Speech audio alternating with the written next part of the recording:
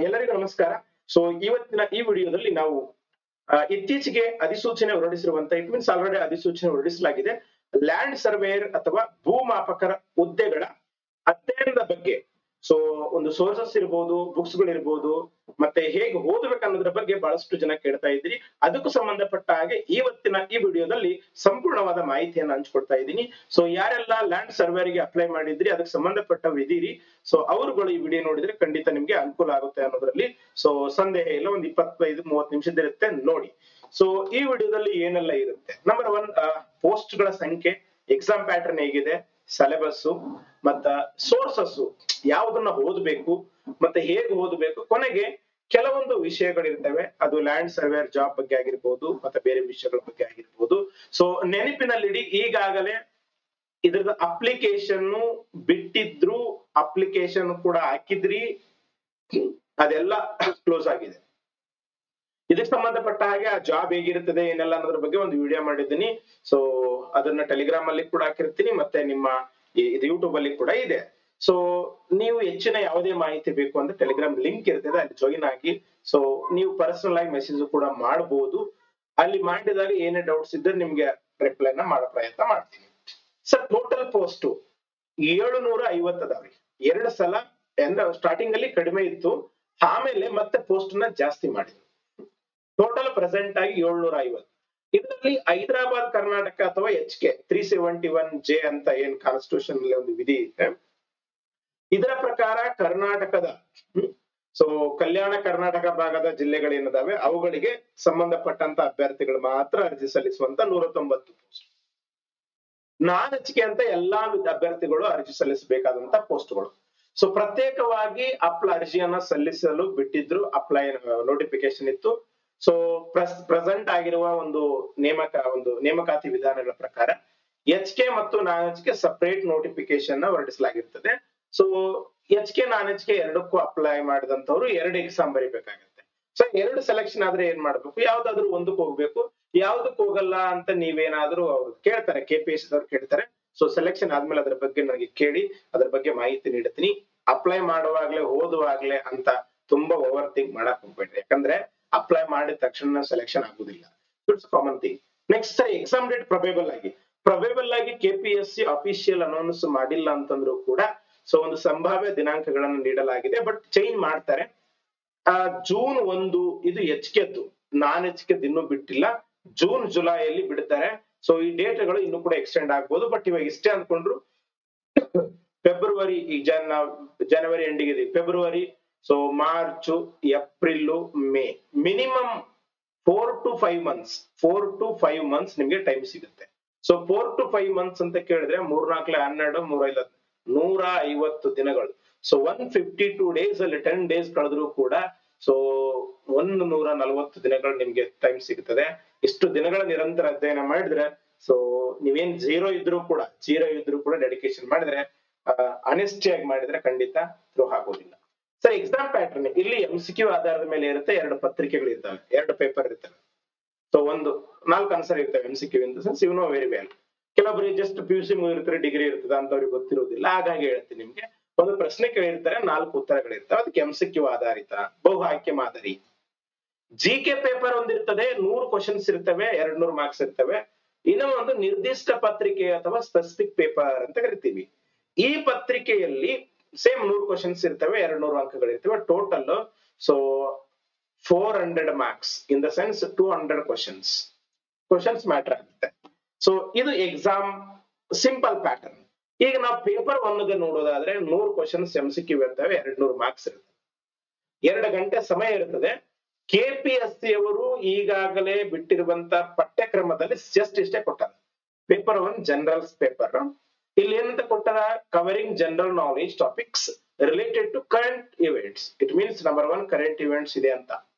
Number 2 science, matters of everyday observation ಅಲ್ಲಿ ನಾವ್ ಏನೆಲ್ಲ ಗಮನಿಸ್ತೀವಿ, ದೈನಂದಿನ ಜೀವನದಲ್ಲಿ ಏನೆಲ್ಲ ಗಮನಿಸ್ತೀವಿ, ಸೂರ್ಯೋದಯ, ಸೂರ್ಯಾಸ್ತಮಾನ, ಮಳೆ, ಇಟ್ ಮೀನ್ಸ್ ಜಿಯೋಗ್ರಫಿ ಬರುತ್ತೆ.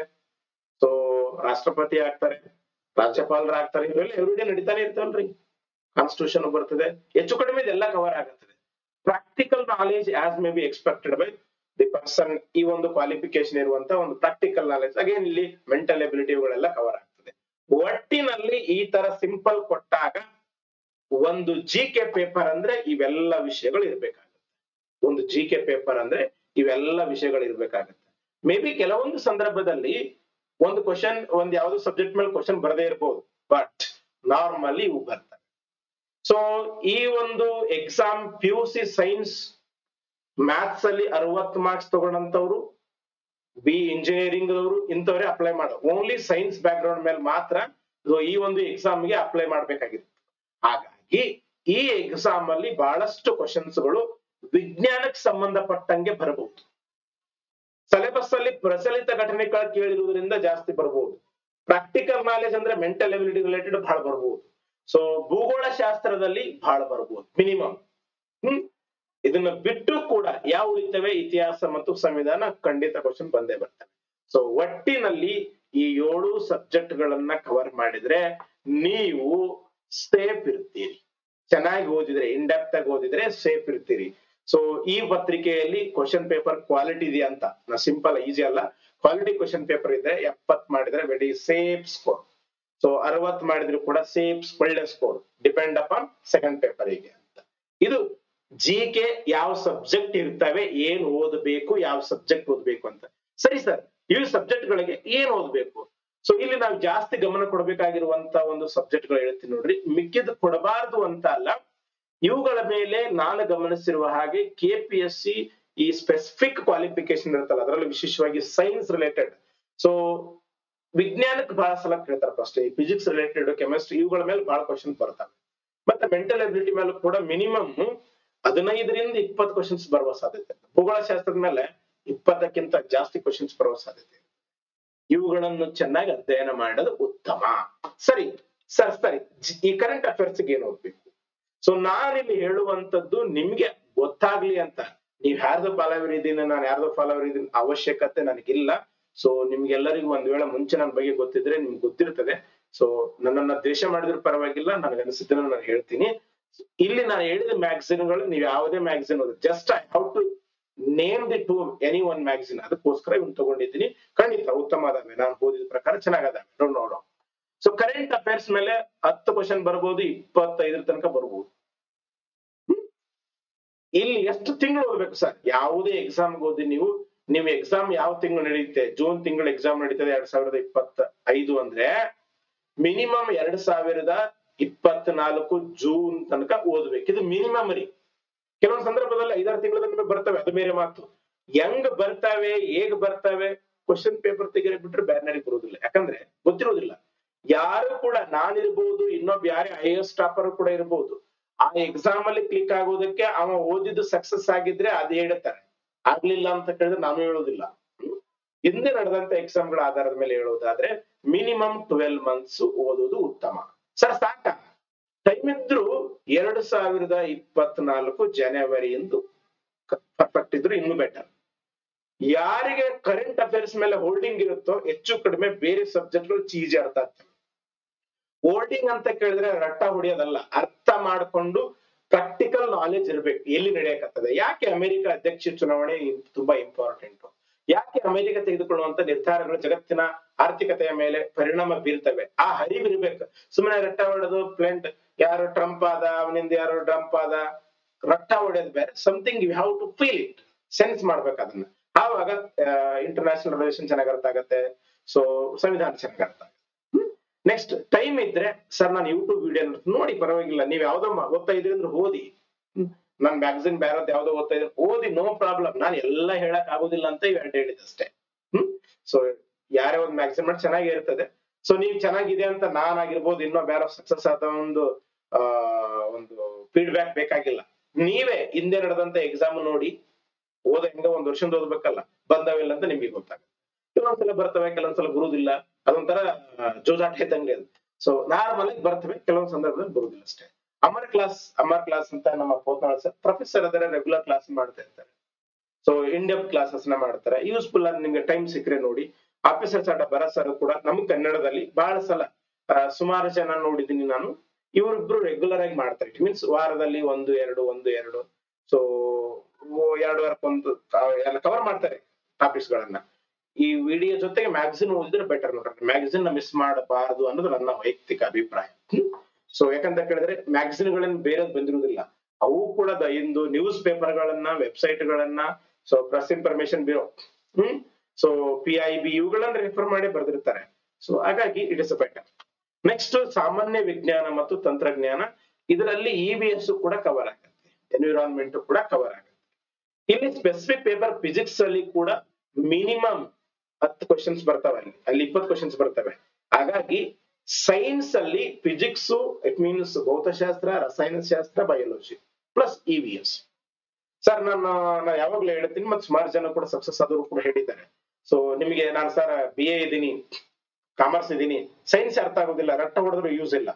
6ನೇ ತರಗತಿ ಬುಕ್ ಅಲ್ಲಿ ಈ ಸಂಪಲ್ ಕೊಟ್ಟಿದ್ದಾರೆ, ಓದು, ಸಣ್ಣ ಮಗುವಿನ ತರ ಓದು. ನಾನ್ PSI ಓದ್ತಾ ಇದ್ದೀನಿ ಅಂತ ಆಗೋದಕ್ಕಿಂತ ಮುಂಚೆನೆ ಡಬಲ್ ಸ್ಟಾರ್ ಹಣೆಗೆ ಹಚ್ಕೋಕ್ ಹೋಗ್ಬೇಡ್ರಿ. ಜಸ್ಟ್ ಓದ್ರಿ. ಎಕ್ಸಾಮ್, ನೀವು ಓದ್ತಾ ಇರೋದು ಎಕ್ಸಾಮ್ ಅಲ್ಲಿ ಪಾಸ್ ಆದ್ರೆ ಜಾಬ್ ಸಿಗ್ತದೆ, ಜಾಬ್ಗಲ್ಲ.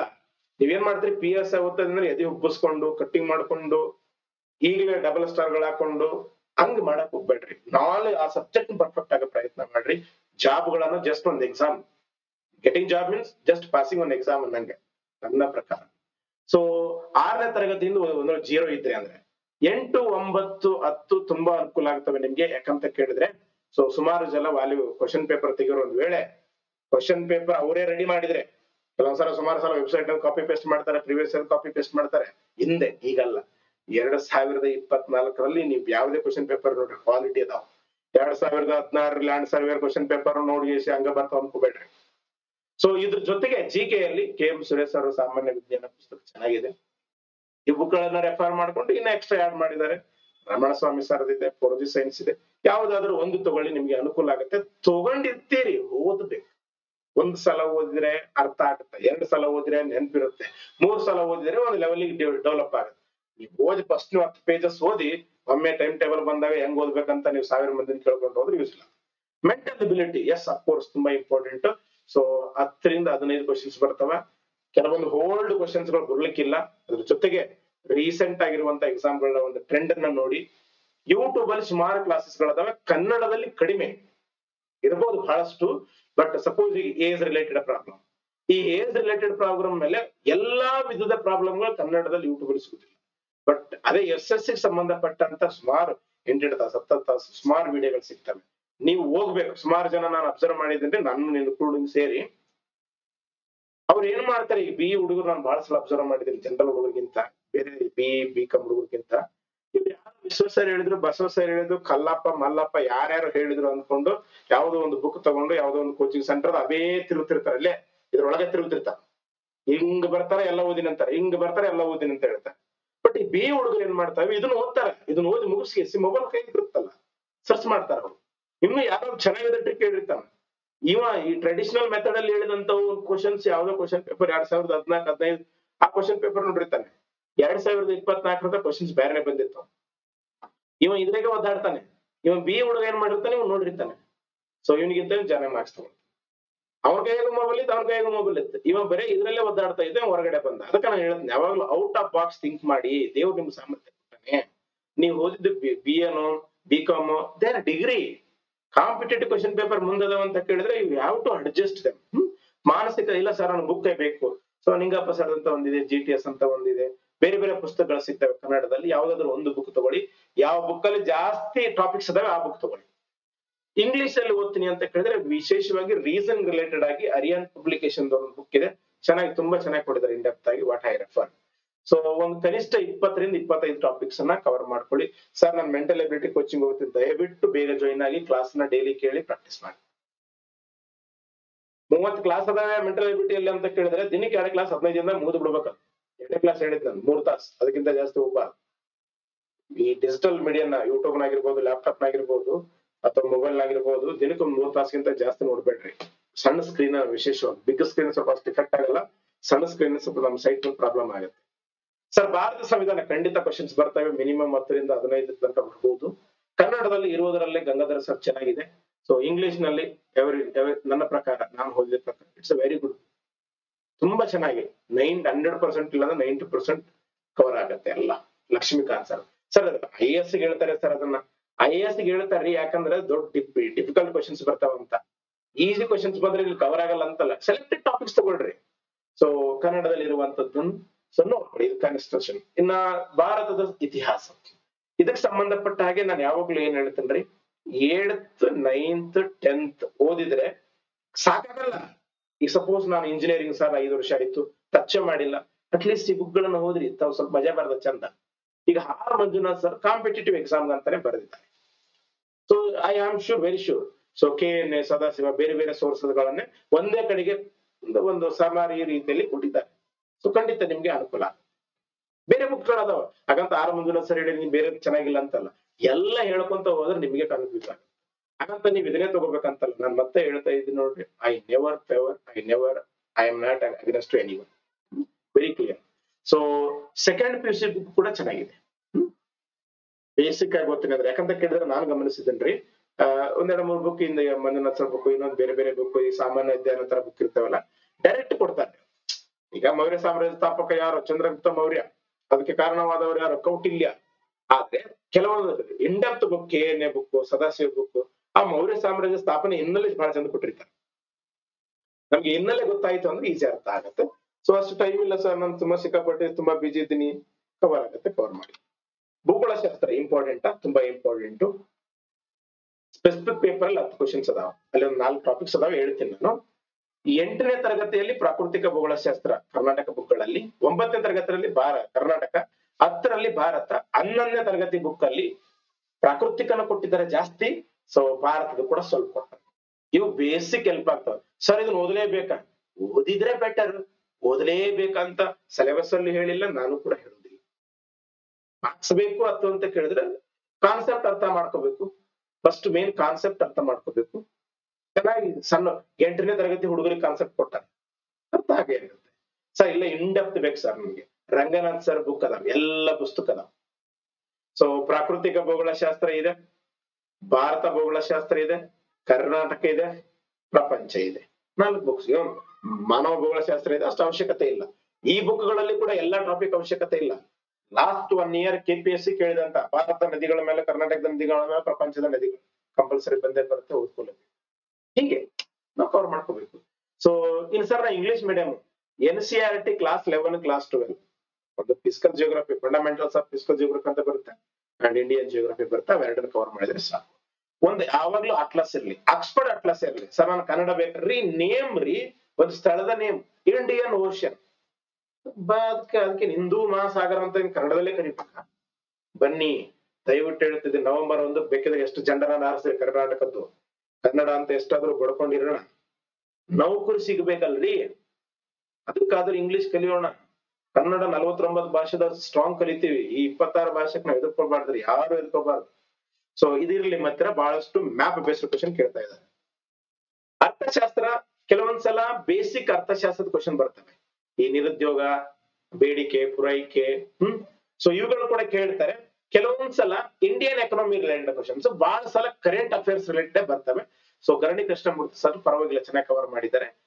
ನನಗೆ ಓದಕ ಬಹಳ ಸಲ ಕ್ವಶನ್ಸ್ ತುಂಬಾ ಕಡಿಮೆ ಬರ್ತವೆ. ಕೆಲವೊಂದ್ಸಲ 6-7 ಅಷ್ಟೇ ಬರ್ತಾವ, ಕೆಲವೊಂದ್ಸಲ 5ಕ್ಕಿಂತ ಕಮ್ಮಿ ಬರ್ತಾವ, ಕೆಲವೊಂದ್ಸಲ 15 ಕ್ವಶನ್ಸ್ ಕೂಡ ಬರ್ತಾವ. ಸೊ ನೀನ್ ಈಗ ನೀವ್ ಯಾವ್ದು ಅನ್ಕೊಂಡು ಓದ್ಬೇಕು, 15ಕ್ಕಿಂತ ಜಾಸ್ತಿ ಬರ್ತಾವ ಅಂತಾನೆ ಓದ್ಕೋಬೇಕು. ಸೇಫ್ ಇರ್ತೀರಿ. ಒಂದ್ ವೇಳೆ ನಾಳೆ ಬಂದಿಲ್ಲ ಅಂದ್ರೆ ತಲೆ ಕೆಡ್ಸಕ್ ಹೋಗ್ಬಾರ್ದು. ನಾವ್ ಓದಿದ್ ಬಂದದ್ ಮಿಕ್ಕಿದ ಕವರ್ ಆಗ್ಯದ ಅಷ್ಟೇ ಸಾಕು. ಸೊ ನಮ್ಮ ಕರ್ನಾಟಕದ state government books micro economics, macro economics, ಸೂಕ್ಷ್ಮ ಮತ್ತು ವಿಶಾಲಾತ್ಮಕ ಅರ್ಥಶಾಸ್ತ್ರ ಅಂತ ಇದೆ. ಈ ವಿಶಾಲಾತ್ಮಕ ಅರ್ಥಶಾಸ್ತ್ರದಲ್ಲಿ ಚೆನ್ನಾಗಿ ಕಾನ್ಸೆಪ್ಟ್ ಅರ್ಥ ಆಗ್ತವೆ. ಈ ಒಂದು ಇನ್ಫ್ಲೇಷನ್ ಇರ್ಬೋದು, ಸೊ RBIನ ಕಾರ್ಯಗಳಿರ್ಬೋದು, ಹಣ ಮತ್ತು ಹಣದ ವಿವಿಧ ಪರಿಕಲ್ಪನೆಗಳಿರ್ಬೋದು, ಇವೆಲ್ಲ ಚೆನ್ನಾಗಿರ್ತವೆ. ಇದು GK. ಸರ್ ನನಗೆ ಇವೆಲ್ಲ ಸಬ್ಜೆಕ್ಟ್ ಓದಕ್ ಆಗಲ್ಲ ಸರ್, ಅಷ್ಟು ಟೈಮ್ ಇಲ್ಲ. ನೋ ಪ್ರಾಬ್ಲಮ್, ನನಗೇನ್ ಫರಕ್ ಬೀಳೋದಿಲ್ಲ. ನಾನು ನಾರ್ಮಲ್ ಆಗಿ ರೆಫರ್ ಮಾಡೋದಿಲ್ಲ. ಯಾಕಂದ್ರೆ ಸಿಂಗಲ್ ಸಬ್ಜೆಕ್ಟ್ ಓದಿ ನೀವು PC ಎಕ್ಸಾಮ್ ಪಾಸ್ ಆಗ್ಬಹುದು, KPSC ಎಕ್ಸಾಮ್ ಪಾಸ್ ಆಗೋದು ಆಗಲ್ಲ ಅಂತ ಹೇಳೋದಿಲ್ಲ. ನಾನು ಸುಮಾರು ಜನ ನಾನು ಜಡ್ಜ್ ಮಾಡಕ್ ಆಗೋದಿಲ್ಲ, ಬಟ್ 90% ಆಗೋದಿಲ್ಲ. ಯಾಕಂದ್ರೆ ಒಂದು ಸಿಂಗಲ್ ಸಬ್ಜೆಕ್ಟ್ ಬುಕ್ ಅಲ್ಲೇ ಕೆಲವೊಂದ್ಸಲ copy paste in previous year questions ಬಂದು ಅಂದ್ರೆ ಕವರ್ ಆಗ್ತವೆ. ಕ್ವಶನ್ ಪೇಪರ್ ತೆಗೆಯುವನ್ ಏನಾದ್ರೂ ಅವನೇ ಕೂತ್ಕೊಂಡು ಹಿಂದೆ ಯಾವ ಎಕ್ಸಾಮ್ ಅಲ್ಲಿ ಬಂದಿರಬಾರ್ದಂತ ಕ್ವಶನ್ ತೆಗಿರಿ. 1 ಹೇಳಿಕೆ ಸರಿ, 2 ಹೇಳಿಕೆ ಸರಿ, 4 ಮಾತ್ರ ಸರಿ, ಇಂತ ಕ್ವಶನ್ ಬಂದಪ್ಪ ಅಂದ್ರೆ ಡುಂಕಿ ಡಂಕ್ ಅಂತೀರಿ. ಕಂಪಲ್ಸರಿ KPSC 30 ಕ್ವಶನ್ಸ್ ಅಂತ ಬಂದೇ ಬರ್ತಾವ, ಡೌಟ್ ಇಲ್ಲ. ಓಕೆ ಅಂದ್ರೂ ಕೂಡ ನಿಮ್ಗೆ ಅನುಕೂಲ ಆಗ್ಲಿ. ಚಾಣಕ್ಯ ಕಣಜ ಚೆನ್ನಾಗಿ ಕವರ್ ಆಗಿದೆ, ಪರವಾಗಿಲ್ಲ, ಅವೈಲೇಬಲ್ ಇರುವಂತದ್ರಲ್ಲಿ. ನೂತನ ಹಾಗಂತ ನಾನು ಓದಿನಿ ಅಂತಲ್ಲ, ದಯವಿಟ್ಟು ನಾನು ಸಿಂಗಲ್ ಸಬ್ಜೆಕ್ಟ್ ಬುಕ್ ಓದೋದಿಲ್ಲ. ಬಟ್ ಆ ಬುಕ್ ಗಳನ್ನ ತಗೊಂಡಿನಿ, ತೆಗೆದು ನೋಡಿದ್ದೀನಿ, ಕವರ್ ಆಗಿದೆ ನನ್ನ ಕಾರಣಕ್ಕೆ. ಯಾವ್ದಾದ್ರು ಒಂದು ನೋಡ್ಬೋದು. ನನ್ಗೆ ಟೈಮ್ ಇಲ್ಲ ಸರ್, ನಾನು private employee, so at the same time ಜಾಬ್ನು ಆಗೋದಿಲ್ಲ. Patience is most important in government job preparation. Patience and dedication. Insult ಆಗ್ತದೆ, ಫೇಲಿಯರ್ ಆಗುತ್ತೆ, ಅವೆಲ್ಲ ತಲೆ ಕೆಡಿಸ್ಕೋಬಾರ್ದು, ಕಾಮನ್. ಇನ್ನು ಸ್ಪೆಸಿಫಿಕ್ ಪೇಪರ್ 2, ಇಲ್ಲಿ ಕೂಡ ಸೇಮ್ 100 ಕ್ವಶನ್ಸ್ 200 ಮಾರ್ಕ್ಸ್ ಇರ್ತವೆ. ಇಲ್ಲಿ 3 ಸಬ್ಜೆಕ್ಟ್, ಒಂದು ಮ್ಯಾಥಮೆಟಿಕ್ಸ್, ಫಿಸಿಕ್ಸ್ ಮತ್ತೆ ಜಿಯೋಗ್ರಫಿ. ಇಲ್ಲಿ ಮ್ಯಾಥ್ಸ್ ಅಲ್ಲಿ 70 ಕ್ವಶನ್ಸ್ ಬರ್ತವೆ, ಫಿಸಿಕ್ಸ್ ಅಲ್ಲಿ 20 ಕ್ವಶನ್ಸ್, ಜಿಯೋಗ್ರಫಿಯಲ್ಲಿ 10 ಕ್ವಶನ್ಸ್. ಸೊ ಮ್ಯಾಥ್ಸ್ ನೋಡೋದಾದ್ರೆ ಹೆಚ್ಚು ಕಡಿಮೆ ನಿಮ್ಮ ಜಾಬ್ ಸೆಲೆಕ್ಷನ್ ಆಗುತ್ತೆ ಇಲ್ಲ ಅನ್ನೋದ್ರ ಮೇಲೆ ಮ್ಯಾಥ್ಸ್ ಡಿಸೈಡ್ ಆಗುತ್ತೆ. ಹಾಗಂತ ಬರೀ ಮ್ಯಾಥ್ಸ್ ಒಂದೇ ಮಾಡ್ಕೊಂಡ ಕುಂತ್ರೆ ಬರೇ 70 ಮಾರ್ಕ್ಸ್ ಪ್ರಿಪೇರ್ ಆಗ್ತಾ ಇದೀರಿ. 70 ಕ್ವಶನ್ಸ್ಗೆ GK ಪ್ಲಸ್ ಮಿಕ್ಕಿದ್ 130 ಕ್ವಶನ್ಸ್ ನಿಮ್ಗೆ ಗೊತ್ತೇ ಇಲ್ಲ, ಡುಂಕಿ ವೇಸ್ಟ್. ಯಾವ ವ್ಯಕ್ತಿ ಎಲ್ಲಾ ಕವರ್ ಮಾಡ್ತಾನೆ, ಎಲ್ಲಾ ಕವರ್ ಮಾಡಿದ್ರೆ 100% ಕವರ್ ಮಾಡಿದ್ರಿ ಅನ್ಕೊಳ್ರಿ, ನೀವ್ ಆನ್ಸರ್ ಮಾಡೋದು ಅಗೇನ್ 80%. ನೀವ್ 80% ಕವರ್ ಮಾಡಿದ್ರೆ ಆನ್ಸರ್ ಮಾಡೋದು ನೀವು 60. ನೀವು 60% ಕವರ್ ಮಾಡಿದ್ರೆ ಆನ್ಸರ್ ಮಾಡೋದು 40. ಬಿಕಾಸ್ ನಾವು ಮಾನವರು. ಅದರಲ್ಲಿ mobile, fake news, toxic people ಎಷ್ಟು ಬೇಕು ನಿಮ್ಗೆ ಡಿಸ್ಟ್ರಾಕ್ಷನ್ ಆಗೋದಕ್ಕೆ. ಅದಕ್ಕೆ ಸೊ ಮ್ಯಾಥ್ಸ್ ಅನ್ನ ಕವರ್ ಮಾಡಿ. ಡಿಫಿಕಲ್ಟ್ ಇರ್ತದೆ, ಗ್ಯಾಪ್ ಆಗಿರ್ತದೆ. ನೀವೆಲ್ಲ ಮೇ ಬಿ ಮ್ಯಾಥ್ಸ್ ಅಲ್ಲಿ BSc 100 ತಗೊಂಡಿರ್ಬೋದು, PUC 100 ತಗೊಂಡಿರ್ಬೋದು, MSc ಮ್ಯಾಥ್ಸ್ ಅಲ್ಲಿ ಗೋಲ್ಡ್ ಮೆಡಲ್ ತಗೊಂಡಿರ್ಬೋದು. MCQ ಸಾಲ್ವ್ ಮಾಡೋದು 40 ಮಾರ್ಕ್ಸಿನ ಥಿಯರಂ ಬಿಡಿಸಿದಷ್ಟು ಸುಲಭ ಅಲ್ಲ. ಹಾಗಾಗಿ ಕೋಚಿಂಗ್ ತಗೊಳ್ತೀರಾ ತಗೊಳ್ಳಿ, ಎಲ್ಲಿ ತಗೊಳ್ಬೇಕು ಸರ್, ಎಲ್ಲಾದ್ರೂ ತಗೊಳ್ಳಿ, ನನಗೆ ಗೊತ್ತಿಲ್ಲ, ಅಲ್ಲಿ ಇಲ್ಲಿ ನೋಡ್ತಾ ಇರ್ತೀನಿ. ಬಟ್ ಅವ್ರು ಹೇಗ್ ಕೊಡ್ತಾರೆ, ಯಾರು ಕ್ಲಾಸ್ ಮಾಡ್ತಾರೆ, ಸುಮ್ಮನೆ ಕೋಚಿಂಗ್ ಅಂತ ಹೇಳಿ ಮೆಂಟಲ್ ಎಬಿಲಿಟಿ ಕ್ಲಾಸ್ ಮಾಡ್ಬಿಟ್ರೆ ಯೂಸ್ ಇಲ್ಲ. ನಾಳೆ ನಮ್ಗೆ ಬೈತೀರಿ. ಕೇಳಿ, ಕಾಲ್ ಮಾಡಿ, ಸಿಲೆಬಸ್ ಪ್ರಕಾರ ಹೇಳ್ತೀನಿ ಅಂದ್ರೆ ಹೇಳ್ತಾ ಇದ್ರೆ ತಗೊಳ್ಳಿ, ಜಾಯಿನ್ ಆಗಿ ಕ್ಲಾಸ್ ಸ್ಟಾರ್ಟ್ ಮಾಡಿ. ಸಿಲೆಬಸ್ ಚೆನ್ನಾಗಿದೆ, ಜಾಸ್ತಿ ಇದೆ, ಎಲ್ಲ ಫುಲ್ ಕವರ್ ಆಗಿದೆ. ನಾನ್ ನೋಡಿದ ಪ್ರಕಾರ ಸುಮಾರು ಜನ ನಮಗೆ ಅರ್ಥಮೆಟಿಕ್ಸ್ ಇನ್ ದ ಸೆನ್ಸ್ ಅಂಕಗಣಿತ, ಈ ಅಂಕಗಣಿತ ನನಗೂ ಬರುತ್ತೆ, ಅವರಿಗೂ ಬರುತ್ತೆ, ನಿಮಗೂ ಕೂಡ ಓದಿದ್ರೆ ಬರ್ತದೆ. ಮಾತೃಕೆಗಳು, ಗಣಗಳು ಎಲ್ಲ ಬರ್ತವೆ. ಆದ್ರೆ ಬೀಜಗಣಿತ, ಅಲ್ಜಿಬ್ರಾ ಮತ್ತೆ ರೇಖಾಗಣಿತ, ಇವುಗಳನ್ನ ಕವರ್ ಮಾಡುವಂತ ಕ್ಲಾಸಸ್ ಇರಲಿ. ಸೊ ಇದು ಗಣಿತಕ್ಕೆ ಸೋರ್ಸಸ್ ಯಾವುವು? ಸೊ ನಾನು ಸ್ವಲ್ಪ 2016 ಬುಕ್ ಅನ್ನ, ಕ್ವಶನ್ ಪೇಪರ್ ನ ನೋಡಿದಾಗ 8, 9, 10ನೇ ತರಗತಿ ಬುಕ್ಗಳಲ್ಲಿ ಕವರ್ ಆಗಿದೆ. ಬಟ್ ಇವು ಎಲ್ಪ್ ಆಗ್ತವೆ, ಎವ್ರಿಥಿಂಗ್ ಅಲ್ಲ. ಯಾರಿಗೆ ನೀವು suppose science PUC, second PUC science ಮುಗಿದಿರ್ತದೆ, 60 ಮ್ಯಾಥ್ಸ್ ತಗೊಂಡಿರ್ತೀರಿ. 8th ಸ್ಟ್ಯಾಂಡರ್ಡ್ ಅಲ್ಲಿ ಕೊಟ್ಟಿರುವಂತ ಸೆಟ್, ಈ ಗಣಗಳ ಚಾಪ್ಟರ್ ನಿಮ್ಗೆ ಅರ್ಥ ಆಗೋದಿಲ್ಲ, ಈಸಿ ಅರ್ಥ ಆಗುತ್ತೆ. It's common sense. ಸರ್ ನಾನು MSc ಮ್ಯಾಥ್ಸ್ ಮಾಡಿ 10th ಬುಕ್ ಅಲ್ಲಿ ಕೊಟ್ಟಿರುವಂತ ಒಂದು ವರ್ಗ ಸಮೀಕರಣ ಅರ್ಥ ಆಗೋದಿಲ್ಲ, ಈಸಿ ಅರ್ಥ ಆಗುತ್ತೆ. ಹೀಗೆ. So next second PUC, first PUC ಅಲ್ಲಿ ಸಿಲೆಬಸ್ ತೆಗೆದು ನೋಡ್ರಿ. ಸಿಲೆಬಸ್ ನಾನು PDF ಕಳಿಸಿರ್ತೀನಿ ನಿಮ್ಗೆ. ಸಿಲೆಬಸ್ ಅಲ್ಲಿ ಕೊಟ್ಟಿರುವಂತದ್ದು ಮ್ಯಾಟ್ರಿಕ್ಸ್ ಎಲ್ಲಾ ತರದ ಮ್ಯಾಟ್ರಿಕ್ಸ್ ಸೆಟ್, ಎಲ್ಲಾ ತರದ ಸೆಟ್, ಯಾವ್ದೋ ಒಂದು ಆಂಗಲ್ ಏನೇ ಇರ್ಲಿ ಅಲ್ಲಿ ಎಲ್ಲ ಸಿಗೋದಿಲ್ಲ, ನೆನ್ಪಿಟ್ಕೊಂಡಿರಿ. PUC ಅಲ್ಲಿ ಸಿಗೋದಿಲ್ಲ, 10th ಅಲ್ಲಿ ಸಿಗೋದಿಲ್ಲ, ಸಿಕ್ಕದನ್ನ ಕವರ್ ಮಾಡಿ. ಅದ್ರ ಜೊತೆಗೆ KE ನಡೆಸ್ತಾರೆ. ಈ ಇಂಜಿನಿಯರಿಂಗ್, BSc ಅಗ್ರಿ ಇವುಗಳಿಗೆ ಪ್ರವೇಶ ಅಡ್ಮಿಷನ್ ತಗೋದಕ್ಕೆ KCET ಅಂತ ಕರಿತೀವಿ. ಇದರಲ್ಲಿ ಮ್ಯಾಥ್ಸ್ ಭಾಗ ಏನಿರ್ತದೆ, ಮ್ಯಾಥ್ಸ್ ಪೇಪರ್, ಫಿಸಿಕ್ಸ್ ಪೇಪರ್, ಆ MCQಗಳನ್ನ ಪ್ರೀವಿಯಸ್ ಇಯರ್ ತಗೊಳ್ರಿ, ಬುಕ್ ಗಳು ಸಿಗ್ತವೆ. So previous year KCET question paper ಅಂತ ಹೊಡೆದ್ರೆ ಬುಕ್ ಗಳು ಸಿಗ್ತವೆ, ಆ ಬುಕ್ ಗಳನ್ನ ತಗೊಳ್ರಿ. ಒಂದ್ಸಲ ನೋಡ್ರಿ MCQ ಅನ್ನ. ಮತ್ತೆ NDA means national defence academy. Second PUC ಆದ ತಕ್ಷಣ ನೀವು ಮಿಲಿಟರಿಯಲ್ಲಿ ಆಫೀಸರ್ಸ್ ಆಗ್ಬೇಕು, ಅದಕ್ಕೆ ಎಂಟ್ರೆನ್ಸ್ ಎಕ್ಸಾಮ್ ಇರ್ತದೆ. ಇಲ್ಲಿ ನಾನು ಗಮನಿಸಿದ್ದೇನೆ, ಸಿಲೆಬಸ್ ಅನ್ನು ನೋಡಿದ್ದೀನಿ, 50% ಗಿಂತ ಜಾಸ್ತಿ ಸಿಲೆಬಸ್ ಕವರ್ ಆಗುತ್ತೆ NDA. Previous year maths question paper ನೋಡಿ.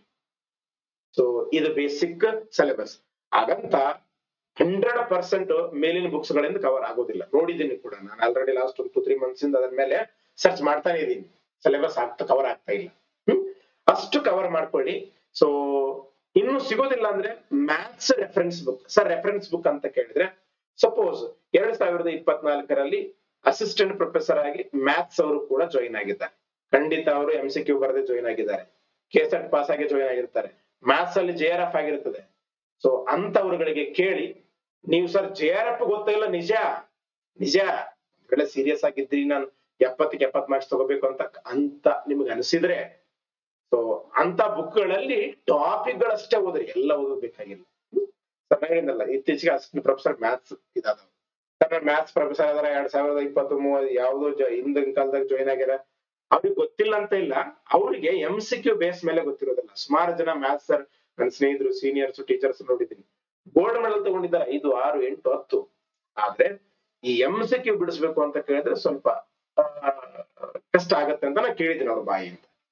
ಇದು ಮ್ಯಾಥ್ಸ್ ರಿಲೇಟೆಡ್ ಆಗಿ. ಸೊ ಮ್ಯಾಥ್ಸ್ ಅಲ್ಲಿ ಒಂದು ಅರ್ಥಮೆಟಿಕ್ಸ್, ಅಂಕಗಣಿತ, ಸ್ಟ್ಯಾಟಿಸ್ಟಿಕ್ಸ್, ಸಂಖ್ಯಾಶಾಸ್ತ್ರ, ಅಲ್ಜಿಬ್ರಾ, ಜಿಯೋಮೆಟ್ರಿ, ಬೀಜಗಣಿತ, ರೇಖಾಗಣಿತ, ಇವು ಒಳಗಡೆ ಸುಮಾರು ಟಾಪಿಕ್ಸ್ ಅದಾವೆ, 16 ಟಾಪಿಕ್ಸ್ ಅದಾವೆ. ಇನ್ನು ಡೀಟೇಲ್ಡ್ ಆಗಿ ಬರ್ಕೊಂಡ್ಬಿಡ್ರಿ, ಬೈಟ್ ಇರ್ಬೇಕು, ನಿಮ್ಗೆ ಪರ್ಫೆಕ್ಟ್ ಇರ್ಬೇಕು. ಸೊ MCQ ಗಳನ್ನ ಬಿಡಿಸ್ಬೇಕು. ಯಾವ್ದೋ ಒಂದು ಮ್ಯಾಟ್ರಿಕ್ಸ್ ಪರ್ಫೆಕ್ಟ್ ಆಗಿ ಅಂತ ಕೇಳಿದ್ರೆ, ನೆಕ್ಸ್ಟ್ SSC CG ಅಲ್ಲಿ ಮ್ಯಾಟ್ರಿಕ್ಸ್ ಮೇಲೆ ಏನ್ ಕ್ವಶನ್ ಕೇಳಿದ್ರೆ ಎಲ್ಲ ಬಿಡಿಸ್ಬೇಕು, NDA ಮೇಲೆ ಏನ್ ಕ್ವಶನ್ ಕೇಳಿದ್ರೆ ಬಿಡಿಸ್ಬೇಕು, KE ಮೇಲೆ ಏನ್ ಕ್ವಶನ್ ಕೇಳಿದ್ರೆ ಎಲ್ಲ ಬಿಡಿಸ್ಬೇಕು. ಸರ್ ಮಗೇನ್ ಇಲ್ಲಿ ಸಿಗ್ತವ, ಸರ್ಚ್ ಮಾಡ್ರಿ, ಮೊಬೈಲ್ ತಗೊಳ್ರಿ, ಗೂಗಲ್ ಅಂತ ಇರ್ತದೆ, ಗೂಗಲ್ ಅಂತ ಹೊಡೆದು ಏನಂತ ಸರ್ಚ್ ಮಾಡ್ಬೇಕು ಅಂತ ಕೇಳಿದ್ರೆ SSC CGL maths previous year question papers ಅಂತ ಹೊಡೀರಿ, ಮುಂದೆ PDF ಅಂತ ಹೊಡೀರಿ, ಸುಮಾರು ಬರ್ತಾವ್ರಿ, ಸುಮಾರು ಬರ್ತಾವ. ಸೊ ಸರ್ ನೋಡ್ರಿ, ತೆಗೆದು ನೋಡ್ರಿ, ನಿಮ್ಗೆ ಕ್ವಶನ್ ಪೇಪರ್ ನೋಡ್ರಿ ಗೊತ್ತಾಗುತ್ತೆ. So NDA previous year maths question paper PDF ಅಂತ ಹೊಡೀರಿ, ಸುಮಾರು ಸರ್ಚ್ ಬುಕ್ಸ್ಗಳು ಬರ್ತಾವ, ಡೌನ್ಲೋಡ್ ಮಾಡ್ಕೊಡ್ರಿ. ಇದು ಕೂಡ ಸೇಮ್ ತಗೊಳ್ರಿ. ನಿಮ್ ಹತ್ತಿರ ದುಡ್ಡಿಲ್ಲ ಅಂತಂದ್ರೆ 2 ದಿನ ಕೆಲ್ಸಕ್ಕೆ ಹೋಗ್ರಿ. ಯಾವ್ದು ಹೆಣ್ಮಕ್ಳು ಇರ್ಲಿ ಗಂಡ್ಮಕ್ಳು, ಹೆಣ್ಮಕ್ಳಿಗೆ ನಾನು ಹೇಳತ್ನಲ್ಲ, ತಂದೆ ತಾಯಿ ಅಣ್ಣ ನಿಮ್ಮನ್ನ ಕಮ್ಮಿ ಮಾಡಿರೋದಿಲ್ಲ. ಸಮಸ್ಯೆಗಳನ್ನು ದಯವಿಟ್ಟು, ಸಮಸ್ಯೆಗಳಿದ್ದಾಗಲೇ ನಮ್ಗೆ ಕಷ್ಟಪಟ್ಟು ಓದಕ್ಕೆ ಸಾಧ್ಯ ಆಗೋದು. ಸಮಸ್ಯೆಗಳನ್ನ ದಯವಿಟ್ಟು ಹೇಳ್ಕೋಬೇಡ. ಸೊ ನಿಭಾಯಿಸು ಕೂಡ ಅಷ್ಟೇ, don't tell your problems, tell your success story. Next ಭೌತಶಾಸ್ತ್ರ, ಇಲ್ಲಿ ಕೂಡ 20 ಕ್ವಶನ್ಸ್ ಬರ್ತವೆ. ಇಲ್ಲಿ 20 ಕ್ವಶನ್ಸ್ ಬರ್ತವೆ, ಮತ್ತೆ GK ಅಲ್ಲಿ ಕೂಡ ಕವರ್ ಆಗ್ತದೆ. ನಾನೇನ್ ಹೇಳ್ತೀನಿ, ಈ 8th 9th 10th ಅಲ್ಲಿ ಫಿಸಿಕ್ಸ್ ಚಾಪ್ಟರ್ ಗಳೇನದಾವ ಅವನ್ನ ನೋಡ್ಕೊಳ್ಳಿ. ನೀವು ಸೈನ್ಸ್ ಬ್ಯಾಕ್ ಗ್ರೌಂಡ್ ಕವರ್ ಆಗಿರ್ತದೆ. ಇನ್ನು ಇನ್ ಡೆಪ್ತ್ ಬೇಕು ಈ ಸ್ಪೆಸಿಫಿಕ್ ಪೇಪರ್ ಅಲ್ಲಿ ಬರುವ ಕ್ವಶನ್ ಗಳಿಗೆ, ಫಸ್ಟ್ PUC, ಸೆಕೆಂಡ್ PUC, ಅದು NCERT ಆದ್ರೆ ಇರ್ಲಿ, ಸ್ಟೇಟ್ ಆದ್ರೆ ಈಗ NCERT ಆಗಿದ್ದೀವಿ ಎಲ್ಲ, ಅಲ್ಲಿ ಟಾಪಿಕ್ಸ್ ನೋಡ್ಕೋಬೇಕು. ಈಗ ವಾಟರ್ ಇದೆ, ನೀರು, ಡೈನಾಮಿಕ್ಸ್, ಮೋಷನ್, ಚಲನೆ, ಇವೆಲ್ಲ ಏನದಾವಲ್ಲ ಅವುಗಳು ಚಾಪ್ಟರ್ ವೈಸ್ ನೋಡ್ಕೊಳ್ಳಿ. ಕನ್ನಡ, ಇಂಗ್ಲಿಷ್ ಎರಡರಲ್ಲಿ ಕ್ವಶನ್ ಪೇಪರ್ ಇರ್ತದೆ. ಸೊ MCQ ಬಿಡಿಸ್ಬೇಕು ಅಂತ ಕೇಳಿದ್ರೆ ಕರ್ನಾಟಕ ಏನ್ KE ಅವ್ರು ನಡೆಸ್ತಾರಲ್ಲ CET, ಆ ಕ್ವಶನ್ ಪೇಪರ್ ಗಳು ನೋಡ್ರಿ. ಇತ್ತೀಚೆಗೆ 2024-23 ಯಾವ್ದೋ 2005 ನೋಡ್ಕೊಂತ ಕೊಡ್ಬೇಡ. ನೀರಿನ ಕುದಿಯುವ ಬಿಂದು ಎಷ್ಟು, ಇದೆಲ್ಲ ಸೈನ್ಸ್ ಸ್ಪೆಸಿಫಿಕ್ ಪೇಪರ್ ಕೇಳೋ ಪ್ರಶ್ನೆ ಏನಿದೆ, ಕಾನ್ಸ್ಟೇಬಲ್ ಕೇಳ್ತಾರೆ. ಇಲ್ಲಿ ಒಂದು ಕ್ವಾಲಿಟಿ ಹೈ ಸ್ಟ್ಯಾಂಡರ್ಡ್ ಅಂತ ಹೋದ್ರಿ. ಸೊ ಇನ್ನು ಭೂಗೋಳಶಾಸ್ತ್ರ, ಇಲ್ಲಿ ಕೂಡ GK ಅಲ್ಲಿ ಬರ್ತದೆ 10 ಕ್ವಶನ್ಸ್, ಇಲ್ಲಿ 10 ಬರ್ತದೆ, GK ಅಲ್ಲಿ ಜಾಸ್ತಿ ಬರ್ಬೋದು. ಇಲ್ಲಿ ಬರುವಂತ 10 ಕ್ವಶನ್ಸ್ ಟಾಪಿಕ್ ಒಂದು ಭೂಮಿಯ ಉಗಮ, ಭೂಮಿಯ ಇತಿಹಾಸ, ಭೂಮಿಯ ಸ್ಥಾನಮಾನಗಳು, ದೈನಂದಿನ ಚಲನೆಗಳು, ವಾರ್ಷಿಕ ಚಲನೆ, ಮತ್ತೆ ಭೂಮಿಯ ವಿವಿಧ ಗೋಳಗಳು, ನಾವೇನ್ ಅಕ್ಷಾಂಶ, ರೇಖಾಂಶ ಅಂತ ಕರಿತೀವಲ್ಲ. ಸೊ ಉಷ್ಣಗೋಳ, ಸಮೋಷ್ಣವಲಯ, ಉಷ್ಣವಲಯ, ಧ್ರುವೀಯ ವಲಯ, ಇವುಗಳೆಲ್ಲ. ಮತ್ತೆ ಲಿಥೋಸ್ಪಿಯರ್, ನಾವು ನಿಂತಿರ್ತೀವಲ್ಲ ಕೆಳಗಡೆ ಕಲ್ಲುಗಳಿಗೆ ರಚನೆ ಆಯ್ತು, ಮತ್ತೆ ಕೆಳಗಡೆ ಶಿಲಾಗೋಳ ಒಳಗಡೆ ಹೋಗ್ಬೋದು. ಮ್ಯಾಪ್ಸ್, ನಕಾಶೆಗಳ ವಿಧಗಳು, ನಕಾಶೆಗಳನ್ನ ಹೇಗೆ ಅಳತೆ ಮಾಡಲಾಗ್ತದೆ, ಇದ್ರ ಮೇಲೆ ಕ್ವಶನ್ಸ್ ಬರ್ತವೆ. ಅದರದ್ದು ಇರೋದೇ 10 ಕ್ವಶನ್ಸ್, 1-2 ಬರ್ಬೋದು. ಭಾರತದ ಭೂಗೋಳದ ಲಕ್ಷಣಗಳು ಸಿಂಪಲಿ. ಸೊ ನಾವೇನು ಉತ್ತರದಲ್ಲಿ ಪರ್ವತಗಳು ಬರ್ತವೆ, ಮೈದಾನ ಪ್ರದೇಶ, ಕರಾವಳಿ, ಇವುಗಳೆಲ್ಲ ಭಾರತದ ಒಂದು ಭೌಗೋಳಿಕ ಲಕ್ಷಣಗಳು ಸಂಬಂಧಪಟ್ಟಂಗೆ ರಂಗನಾಥ್ ಬುಕ್ ಅಲ್ಲಿ ಒಂದು ಬುಕ್ ಅಲ್ಲಿ ಸಿಗ್ತದೆ. 8ನೇ ತರಗತಿ ಬುಕ್ ಭೌಗೋಳ, ಪ್ರಪಂಚದ ಪ್ರಾಕೃತಿಕ ಭೂಗೋಳ. 9 ಕರ್ನಾಟಕ ಭೂಗೋಳ. ಕರ್ನಾಟಕ ಭೂಗೋಳ ಇಲ್ಲಿ ಕವರ್ ಆಗಲ್ಲ, GK ಅಲ್ಲಿ ಕವರ್ ಆಗುತ್ತೆ.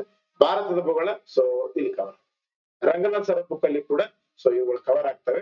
ಸೊ ಇದು ಭೂಗೋಳ ಶಾಸ್ತ್ರದ ಬಗ್ಗೆ ಅಟ್ಲಾಸ್ ಮ್ಯಾಪ್ ಅನ್ನ ಇಲ್ಲಿ ಬೇಕಾಗಿಲ್ಲ ಅಂದ್ರೂ ಕೂಡ GK ಅಲ್ಲಿ ಬೇಕು. ಸರಿ, ಹೇಗೆ ಓದುವುದು? Most importantly number 1 ನೆನ್ಪಿಟ್ಕೊಂಡಿರಿ. ನಾನು ಸುಮಾರು ಜನ ನೋಡಿದೀನಿ, ಅರ್ಜಿ ಸಲ್ಲಿಸುವಾಗ ಓದ್ಬೇಕು ಅಂತ ಬುಕ್ ನೋಡ್ತಾರೆ, ಬುಕ್ ಖರೀದಿ ಮಾಡ್ತಾರೆ, ಕೋಚಿಂಗ್ ನೋಡ್ತಾರೆ, ಕೋಚಿಂಗ್ ಜಾಯಿನ್ ಆಗ್ತಾರೆ, ಮತ್ತೆ ಅವರು ನೆನಪಾಗೋದು ಆಲ್ ಟಿಕೆಟ್ ಬಿಟ್ಟಾಗ. ದಯವಿಟ್ಟು ಹೇಳ್ತೀನಿ brothers and sisters, so apply ಮಾಡಿದ್ರಿ ಓಕೆ, ಮೇ ಬಿ ನೀವು ಎಕ್ಸಾಮ್ ಬರಿಬಹುದು ಓಕೆ, ಸೆಲೆಕ್ಷನ್ ಆಗೋದು ನಮ್ಗೆ ಇಲ್ಲಿವರೆಗೆ ಆತರ ಇದ್ದವ್ರು ಆಗೇ ಇಲ್ಲ. ಸೀರಿಯಸ್ನೆಸ್ ಅರ್ಥ ಮಾಡ್ಕೊಂಡು, ನಿಮ್ಗೆ ಜಾಬ್ ಒಂದು ಅವಶ್ಯಕತೆ ಇದೆ, ಎಸ್ ನನಗೊಂದು ಗೌರ್ಮೆಂಟ್ ಜಾಬ್ ಬೇಕು, ಎಸ್ ಲ್ಯಾಂಡ್ ಸರ್ವೇಯರು ರೈತರ ಭೂಮಿಗಳನ್ನ, ಪ್ರತಿಯೊಬ್ಬರ ಭೂಮಿಗಳನ್ನ, ಅದು ನಗರಗಳಲ್ಲಿರ್ಬೋದು, ಹಳ್ಳಿಗಳಲ್ಲಿರ್ಬೋದು. So you can go to the a common man, ಒಬ್ಬ ಭೂಮಿ ಇರುವಂತ ಪ್ರತಿಯೊಬ್ಬನ ಮನೆಯೂ ಕೂಡ ಹೋಗಿ ನೀವು ಅಳಿಬಹುದು.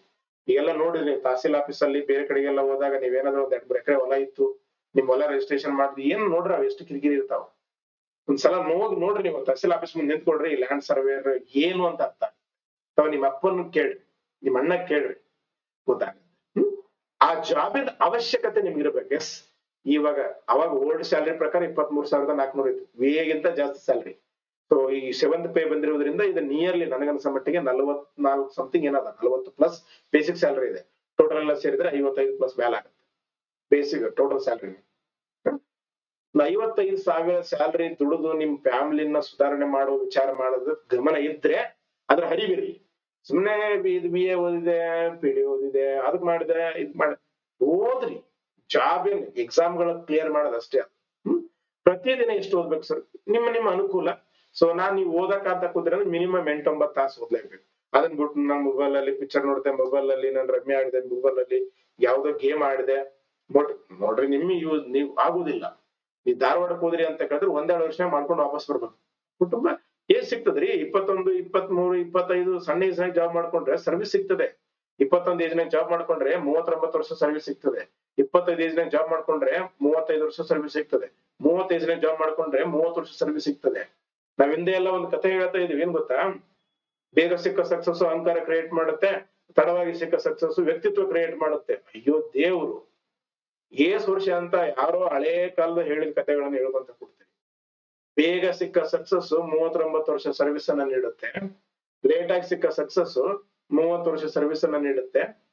ಸೊ 30 ವರ್ಷದಾಗ ಜವಾಬ್ದಾರಿಗಳು ಎಷ್ಟಿರ್ತಾವಂತ ವಿಚಾರ ಮಾಡ್ಕೊಳ್ಳಿ. ಜೀವನ ಎಂಜಾಯ್ ಮಾಡಿ. ಸೊ ಕಷ್ಟ ಸುಖಗಳನ್ನ, ಅಪ್ಪ ಅಮ್ಮ ಕಷ್ಟ ಸುಖಗಳಲ್ಲಿ ಪಾಲು ತಗೊಂಡು take responsibility for your family. Whether ನೀವು ಒಬ್ಬ ರೈತನ ಮಗನೇ ಇರ್ಬೋದು, ಕೂಲಿ ಕಾರ್ಮಿಕನ ಮಗ ಇರ್ಬೋದು, ಟೀಚರ್ನ ಮಗ ಇರ್ಬೋದು, ಕಾನ್ಸ್ಟೇಬಲ್ ನ ಮಗ ಇರ್ಬೋದು, ಗೌರ್ಮೆಂಟ್ ಜಾಬಿಗೆ ಓದಕತ್ತೀರಿ ಅಂತ ಕೇಳಿದ್ರೆ middle class, lower middle class ಬಡವರೇ ಇರ್ತೀವಿ. ಇದನ್ನ ಯಾವತ್ತೂ ತಲೆಗಿಟ್ಕೊಂಡಿರಿ. ಸೊ ನೀವು ಓದೋ ಸಮಯದಲ್ಲಿ 60% ಸ್ಪೆಸಿಫಿಕ್ ಪೇಪರ್ ಕೊಡ್ರಿ. ಯಾಕಂದ್ರೆ 3 ಸಬ್ಜೆಕ್ಟ್ಗೆ 100 ಬರ್ತವೆ. 40% GK ಕೊಡ್ರಿ. ನೀವು ಎಷ್ಟು ಓದಿದ್ರು ಕೂಡ ಕಮ್ಮಿನೇ ಕವರ್ ಆಗ್ತದೆ. ಸೊ ಸ್ಪೆಸಿಫಿಕ್ ಪೇಪರ್ ಜಾಸ್ತಿ ಮಾತು ನೀಡ್ರಿ. ನಾನು ಮತ್ತೆ ಹೇಳ್ತಾ ಇದ್ದೀನಿ, ಸುಮಾರು ಕಡೆ ಕೋಚಿಂಗ್ ನೋಡ್ತಾ ಇದ್ದೀನಿ, ಬರೀ ಮ್ಯಾಥ್ಸ್ ಅಷ್ಟೇ ಅಲ್ಲ, 70 ಕ್ವಶನ್ಸ್ ಕವರ್ ಆಗ್ತವೆ. ಕೋಚಿಂಗ್ ಜಾಯಿನ್ ಆಗ್ಬೇಕಾ? ಹಾಗ್ರಿ, ಕ್ಲಾಸ್ ಕೇಳ್ರಿ, ಓದ್ರಿ. ಬರೀ ಜಾಯಿನ್ ಆಗ್ಬಿಟ್ಟು ಇದ್ ಮಾಡಕ್ ಹೋಗ್ಬೇಡ್ರಿ. ಸರ್ ಯಾವ್ದು ಜಾಯಿನ್ ಆಗ್ಬೇಕಂತ ಹೇಳಿದ್ನಲ್ಲ, ನನಗೆ ಯಾವ್ದು ಗೊತ್ತಿಲ್ಲ, ನೀವು ಸರ್ಚ್ ಮಾಡಿದ್ರೆ ಸಿಗ್ತಾವೆ ನಿಮ್ಗೆ. ಅವ್ರಿಗೆ ಒಂದ್ಸಲ ಕಾಂಟ್ಯಾಕ್ಟ್ ಮಾಡ್ಕೊಂಡು ಏನ್ ಕ್ಲಾಸ್ ಹೇಳ್ತಾ ಇದ್ದಾರೆ ಅಂತ ನೋಡ್ಕೊಂಡು ಜಾಯಿನ್ ಆಗಿ. Previous year question paper quality ಇಟ್ಕೋಬೇಡ್ರಿ. 2016, 2014 ನಡೆದಂತ ಲೈಸೆನ್ಸ್ ಗಲವಾಗಿ ನಡೆದಂತ ಎಕ್ಸಾಮ್ ಅನ್ನ ಕ್ವಶನ್ ಪೇಪರ್ ಪ್ಯಾಟರ್ನ್ ಹಿಡ್ಕೊಂಡ್ರಿ ಅಂತ ಕೇಳಿದ್ರೆ ಜಸ್ಟ್ ಮೆಂಟಲ್ ಎಬಿಲಿಟಿ ತರನೇ ಕ್ವಶನ್ಸ್ ಅದಾವ. ಬಾಳಪ್ಪ ಅಂತ ಕೇಳಿದ್ರೆ so 8th, 9th, 11th, 10th question paper questions ಅದಾವ. ಅದನ್ನ ಮೀರಿ 2016 ಕ್ವಶನ್ ಪೇಪರ್ ಕ್ವಾಲಿಟಿ ಮಿಕ್ಕಿ ಐ ಕ್ವಾಲಿಟಿ ಇಟ್ಕೊಂಡ್ರಿ. SSC CGL ಕ್ವಾಲಿಟಿ ಇಟ್ಕೊಂಡ್ರಿ. ಸೊ ನಮ್ದು ಸ್ಟ್ಯಾಂಡರ್ಡ್ ಜಾಸ್ತಿ ಇರ್ಬೇಕ್ರಿ. ನಾವು 100% ಅಂತ ಇಟ್ಕೊಂಡು 100% ವರ್ಕ್ ಮಾಡಿದ್ರೆ ಎಕ್ಸಾಮ್ ಅಲ್ಲಿ 80% ಮಾರ್ಕ್ಸ್ ತಗೋತೀವಿ. 80% ಅಂತ ಇಟ್ಕೊಂಡು ವರ್ಕ್ ಮಾಡಿದ್ರೆ 60% ತಗೊಳ್ತೀವಿ. ಹಿಂಗೆ ಈಗ ನೀವು ಇಟ್ಕೊಂಡಿದ್ದೆ ಜಸ್ಟ್ ಇದು ಈ ಮಿನಿಮಮ್ ಸ್ಟ್ಯಾಂಡರ್ಡ್ 40% ಅದ. ಈಗಿನ ಕ್ವಾಲಿಟಿ 2024 25 ಇದನ್ನ ಮೈಂಡ್ ಅಲ್ಲಿ ಇರಲಿ. ಮತ್ತೆ ಈ ಲ್ಯಾಂಡ್ ಸರ್ವೇರ್ ಯಾವಾಗ್ಲೂ ಅಪಾಯಿಂಟ್ ಆಗೋದಿಲ್ರಿ, ವೆರಿ ರೇರ್ ಆಗ್ತದೆ. ಒಮ್ಮೆ 750 ಬಿಟ್ಟ. ಸೊ ವಿಚಾರ ಮಾಡ್ರಿ, ಇದನ್ನ ಮತ್ತೆ ಸಿಗೋದಿಲ್ಲ ಅವಕಾಶ. ದೊಡ್ಡ ಪ್ರಮಾಣದಲ್ಲಿ ಆಗ್ತಾ ಇದೆ, ಮತ್ತೆ ಅವಕಾಶ ಸಿಗೋದಿಲ್ಲ. ಇದು ಓನ್ಲಿ ಸೈನ್ಸ್ಗೆ ಮಾತ್ರ ಇದೆ. PUC ಸೈನ್ಸ್ ಬ್ಯಾಕ್ ಗ್ರೌಂಡ್ ದವರಿಗೆ ಇದೆ, ಇದು ಆರ್ಟ್ಸ್ ದವರಿಗೆ ಇವರಿಗೆಲ್ಲ ಇಲ್ಲ. ಹಾಗಾಗಿ ನೀವೇನ್ ಮಾಡ್ಬೇಕು ಅಂತ ಕೇಳಿದ್ರೆ ಇಂಥ ಜಾಬ್ಗಳನ್ನ ಬಿಡಬಾರ್ದು. ಕಾಂಪಿಟೇಷನ್ ತುಂಬಾ ಕಡಿಮೆ. VA ಜಾಬ್ಗೆ, ವಿಲೇಜ್ ಅಕೌಂಟೆಂಟ್ ಜಾಬ್ಗೆ ಎಲ್ಲರೂ ಅಪ್ಲೈ ಮಾಡಿದ್ರು. ಇಲ್ಲಿ ಓನ್ಲಿ ಸೈನ್ಸ್ ದವರೇ. ಅದು ಒಂದು ವೇಳೆ B ದವರಾದ್ರೆ ಓಕೆ, B ಬಿಟ್ಟು ನೀವೇನಾದ್ರೂ BSc ಮಾಡಿದ್ರೆ ಮ್ಯಾಥ್ಸ್ ಅಲ್ಲಿ 60 ಮಾರ್ಕ್ಸ್ ತಗೋಬೇಕು. ಇಂಥ ಕಾಂಪಿಟೇಷನ್ ನಾನು ಗಮನಿಸಿರುವ ಹಾಗೆ ಮುಂಚೆ ಅಪ್ಲಿಕೇಶನ್ ಬಿಟ್ಟಾಗ 40,000 ಜನ ಅಪ್ಲಿಕೇಶನ್ ಹಾಕಿದ್ದಾರೆ. ಈಗ ಆಮೇಲೆ ಬಿಟ್ಟ ಒಂದು 20,000 ಅಂದ್ರೆ 60,000 ಅಪ್ಲಿಕೇಶನ್ ಬರ್ತವೆ. 60,000 ಬರೀ 750. ದಿಸ್ ಈಸ್ ನಾಟ್ ಉದ್ಯೋಗ ಖಾತ್ರಿ ಯೋಜನೆ, ಎಲ್ಲರಿಗೂ ಸಿಗುದಿಲ್ಲ. ಅದು ಕಾಮನ್ ಸೆನ್ಸ್. ಇಲ್ಲಿ ಕಾಂಪಿಟೇಷನ್ ಬೇರೆದ ಕಂಪ್ಯಾರಿಸನ್ ಮಾಡಿ ಕಮ್ಮಿ. ಬರೀ ಶಾರ್ಟ್ ಕಟ್ ಕೇಳ್ಕೊಂತ ಇರ್ಬೇಡ. ವಿಶ್ವ ಸರ್ ಏನ್ ಹೇಳಿದಂತ ಇಲ್ಲಿ ನೋಡೋದು, ನಾನು ಸುಮಾರು ನೋಡಿದ್ದೇನ್ರಿ, ಅಪ್ಪ ಅಮ್ಮನ ದುಡ್ಡು ವೇಸ್ಟ್, ನಿಮ್ ವಯಸ್ಸು ಕೂಡ ವೇಸ್ಟ್. ನಿಮ್ಗೆ ಅರ್ಥ ಆಗ್ಬೋದು, ನೋ ಪ್ರಾಬ್ಲಮ್. ನೀವು ಬೈದ್ರು ಕೂಡ ನಾನೇನ್ ತಲೆ ಕಟ್ಸೋದು ಕಾಳಜಿಯಿಂದ ಹೇಳ್ತಾ ಇದ್ದೀನಿ ಅಷ್ಟೇ. ಸರ್ ಏನ್ ಓದ್ಬೇಕಂದು ಗೊತ್ತಿಲ್ಲವಂದ್ರೆ ಒಂದ್ ಮಾತು ಹೇಳ್ತೀನಿ, ನನಗೆ ಏನ್ ಓದ್ಬೇಕಂತ ಗೊತ್ತಿಲ್ಲ, ಫೈನ್, ಅದಕ್ಕೆ ದಡ್ಡತನ ಅಂತ ಕರೀತಾರೆ. ಇಟ್ ಮೀನ್ಸ್ ಸಮಥಿಂಗ್ ನಮ್ಗೆ ಗೊತ್ತಿಲ್ಲ ಆದ್ರೆ ನಮ್ ದಡ್ಡತನ ಅಂತ ಇಗ್ನೋರೆನ್ಸ್ ಅಂತ ಕರೀತಾರೆ. ಆದ್ರೆ ಗೊತ್ತಿದೆ, ಏನ್ ಓದ್ಬೇಕಂತ ಗೊತ್ತಿದೆ. ಈಗ ಸಪೋಸ್ ನಾನು ಹೇಳಿದ್ದೆ ಅಲ್ಲ ಅಂತಲ್ಲ, ಸುಮಾರು ಜನ ಹೇಳಿರ್ತಾರೆ, ನೀವು ನೋಡಿರ್ತೀರಿ. ಈಗ ನಾನು ಸಪೋಸ್ ಹೇಳಿದ್ದೀನಿ ಯಾವ ಬುಕ್ ಓದ್ಬೇಕು ಹೆಂಗ್ ಬರ್ತದೆ ಅಂತ, ಗೊತ್ತಿದ್ದು ಓದಿಲ್ಲ ಅಂತ ತಿಳ್ಕೊರಿ, ದರಿದ್ರ. ಇಲ್ಲಿ ದಡ್ಡ ಮತ್ತು ದರಿದ್ರ ಇವೆರಡರ ಮಧ್ಯೆ ಬಹಳ ವ್ಯತ್ಯಾಸ ಇದೆ. ದಡ್ಡ ಅನ್ನೋನು ಕೆಟ್ಟವನಲ್ಲ, ದರಿದ್ರ ಅನ್ನೋನು ನನ್ನ ಪ್ರಕಾರ ಬೇರೆಯವ್ರಿಗೆ ಕೆಟ್ಟವನೆಲ್ಲ ಗೊತ್ತಿಲ್ಲ, ಅವನಿಗೆ ಅವಂತೂ ಕೆಟ್ಟವನೇ. ಯಾಕೆ ಅಂದ್ರೆ ದಡ್ಡನಾದವನು ಮುಂದೆ ಏನೋ ಕಷ್ಟಪಟ್ಟು ಏನೋ ಮಾಡಿದ ಅವನ್ನ ಬದಲಾವಣೆ ಮಾಡಬಹುದು, ಅವ್ನು ಸಕ್ಸಸ್ ಆಗ್ತಾನೆ. ಈ ದರಿದ್ರ ಆದವನಿಗೆ ಸಕ್ಸಸ್ ಆಗದಿರುವುದಕ್ಕೆ ಕಾರಣ ಅವನೇ ಆಗಿರ್ತಾನೆ. ಅದಕ್ಕೆ ದಡ್ಡತನಕ್ಕೆ ಪರಿಹಾರ ಇದೆ, ದರಿದ್ರತನಕ್ಕೆ ಪರಿಹಾರ ಇಲ್ಲ. ಎಸ್, ನೇಮಕಾತಿ ವಿಳಂಬ ಆಗ್ತವೆ, ಎಕ್ಸಾಮ್ ವಿಳಂಬ ಆಗ್ತದೆ, ಸೊ ಸೆಲೆಕ್ಷನ್ ಲಿಸ್ಟ್ ವಿಳಂಬ ಆಗ್ತದೆ, ಆರ್ಡರ್ ಕಾಪಿ ವಿಳಂಬ ಆಗ್ತದೆ, ಆ ಎಕ್ಸಾಮ್ ಗಳಲ್ಲಿ ಏನೋ ಮಿಸ್ ಆಗ್ತದೆ, ಇವೆಲ್ಲ ನಡೀತವೆ. ಯಾರಿಗೂ ಕೂಡ ಇಷ್ಟಲ್ಲ, ನನಗೂ ಇಷ್ಟಲ್ಲ, ನಿಮ್ಗೂ ಇಷ್ಟ ಇಲ್ಲ. ಸೊ ನಾನು ಕೂಡ ನಿಮ್ಮ ಹಾಗೆ ಬ್ಯಾಕ್ಗ್ರೌಂಡ್ ನಿಂದ ಬಂದಂತವನು, ನನ್ನ ಹಾಗೆ ಸುಮಾರು ಜನ ಕೂಡ ಅದಾರೆ. ಏನ್ ಮಾಡಕ್ಕಾಗತ್ತೆ?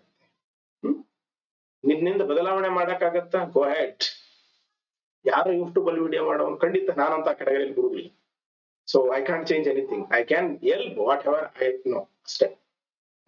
ಸೊ ನಾನು ಡಿಸ್ಟ್ರಾಕ್ಟ್ ಆದೆ, ನಾನು ಮೊಬೈಲ್ ನೋಡ್ತೀನಿ, ಟೆಲಿಗ್ರಾಮ್ ನೋಡ್ತೀನಿ, ವಾಟ್ಸಪ್ ನೋಡ್ತೀನಿ. ನೀನು ಮೊಬೈಲ್ ಇಟ್ಕೊಂಡು ಡಿಸ್ಟ್ರಾಕ್ಟ್ ಆಗಿ ಅದರಿಂದ ನಾನು ಸಮಥಿಂಗ್ ಪ್ರಾಬ್ಲಮ್ ಆಗ್ತಾ ಇದೀನಿ ಅನ್ನಕತ್ತೀನಿ. ಅಲ್ಲಿ ಕೆಲವೊಬ್ಬರು ಕಾನ್ಸ್ಟೇಬಲ್ ಇದ್ಕೊಂಡು ಮೊಬೈಲ್ ಅಲ್ಲಿ ಓದಿನೇ PS ಆಗಿಬಿಟ್ಟಿದ್ದಾರೆ. ವ್ಯತ್ಯಾಸ. ನಾವು ಕುಂಟು ನಪಗಳು ಹೇಳ್ಕೊಂತ ಹೋದ್ರೆ ಉದ್ಧಾರ ಆಗುದಿಲ್ಲ. ಓದುವುದರ ಜೊತೆಗೆ ಇಂಥ ಟಾಕ್ಸಿಕ್ ಘಟನೆಗಳು ಅಂದ್ರೆ ಸಮಥಿಂಗ್ ರಿಕ್ರೂಟ್ಮೆಂಟ್ ಅಲ್ಲಿ ಲೇಟ್ ಆಗ್ಬೋದು, ಸ್ಟ್ರೈಕ್ ಆಗ್ಬೋದು, ಯಾವುದು ಏನೇನೋ ನೆಗೆಟಿವ್ ಬರ್ತಾ ಇರ್ತವೆ, ಅವುಗಳ ಬಗ್ಗೆ ಅರ್ಥ ಮಾಡ್ಕೊಳ್ಳೋ ಒಂದು ಮೆಚುರಿಟಿ ಇರಲಿ ಓದುವಿನ ಜೊತೆಗೆ, ತಾಳ್ಮೆ ಕೂಡ ಇರಲಿ, ಮೋಸ್ಟ್ ಇಂಪಾರ್ಟೆಂಟ್. ಸೊ ಓದಲು ಸಮಯ ಇದ್ದಾಗ ಮಸ್ತಿ ಮಾಡೋದು, 4-5 ತಿಂಗಳು ಟೈಮ್ ಅದ, ಇವಾಗ ಆರಾಮ್ ಎಂಜಾಯ್ ಮಾಡೋದು ಏನೇನೋ ಬೇರೆ ವಿಷಯಗಳು. ಸೊ ಫಲಿತಾಂಶ ಬಿಟ್ಟಾಗ ಓದಿರ್ತಾರೆ, ಲಾಸ್ಟ್ ಮೂಮೆಂಟ್ ಓದಿರ್ತಾರೆ. ಸೊ ಏನೋ ಸ್ವಲ್ಪ ಒಂದ್ 5 ಮಾಸ 10 ಮಾಸ ಹೋಗಿರ್ತದೆ. ಯಾಕೆ ಹೋಗ್ತದೆ ಅಂತ ಕೇಳಿದ್ರೆ ಯಾವ್ದಕ್ಕೂ ಒಂದು ಲಿಂಕ್ ಕೊಟ್ಬಿಡೋದು.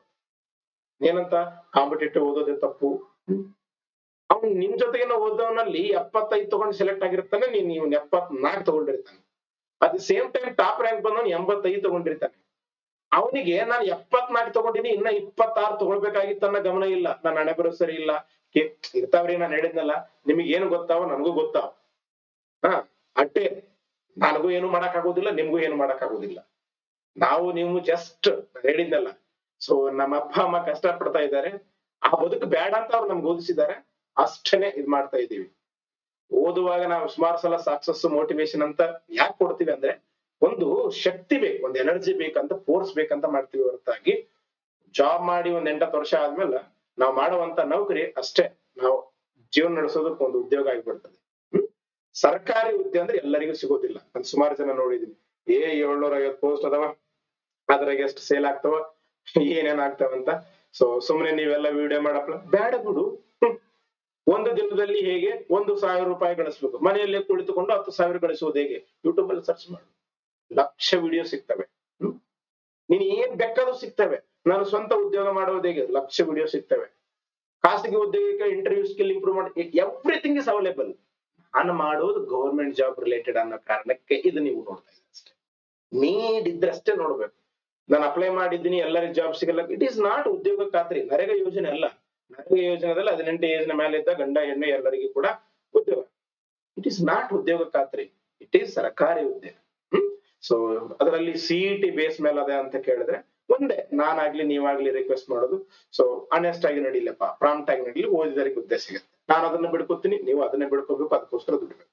ಇಲ್ಲೊಂದು ನಂಬಿಕೆ ಮೇಲೆ, ಒಂದು ಭರವಸೆ ಮೇಲೆ, ವಿಶ್ವಾಸದ ಮೇಲೆ ನಡಿಬೇಕು. ಸೊ ಇದು ಇಷ್ಟೊತ್ತನ್ನ ನೋಡಿದ್ದು. ಅಧ್ಯಯನ ಮಾಡಿ, ಅವಕಾಶ ಮಿಸ್ ಮಾಡ್ಕೋಬೇಡ್ರಿ ದಯವಿಟ್ಟು. ಯಾಕಂತ ಕೇಳಿದ್ರೆ ಸೊ ಅವಶ್ಯಕತೆ ಇದೆ, ನಿಮ್ಗೆ ಜಾಬ್ ಅವಶ್ಯಕತೆ ಇದೆ, ಓದ್ತಾ ಇದ್ದೀರಿ, ಓದಿ. ನೆಗೆಟಿವ್ ಇದ್ದೇ ಇರ್ತಾವ, ಸಾಧ್ಯನೇ ಇಲ್ಲ. ಸೊ ನಿಮ್ಮ ತಂದೆಯವರ ಕಾಲಕ್ಕೆ ಒಂದು ತರದ ನೆಗೆಟಿವ್ ಇದ್ದು,